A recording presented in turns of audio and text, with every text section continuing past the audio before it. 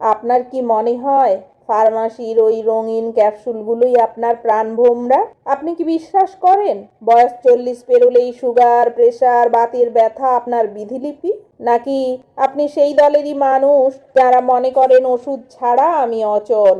আমরা এমন এক সমাজে বাস করি যেখানে সুস্থতার সংজ্ঞাটাই বদলে দেওয়া হয়েছে। আজ সুস্থ থাকার অর্থ রিপোর্ট ঠিক রাখা।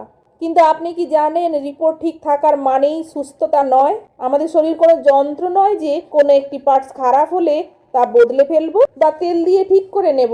শরীর হলো এক মহাজাগতিক বুদ্ধিমত্তা, অর্থাৎ কসমিক ইন্টেলিজেন্স। আপনি যখন সামান্য মাথা ব্যথার জন্য একটি প্যারাসিটামল খান, আপনি আসলে আপনার শরীরের সতর্ক বার্তা বা অ্যালার্ম সিস্টেমটি বন্ধ করে দিচ্ছেন। মাথা ব্যথা ছিল শরীরের ভাষা, সে বলছিল আপনার বিশ্রাম দরকার বা জল দরকার। আপনি ওষুধ দিয়ে তার মুখ বন্ধ করে দিলেন।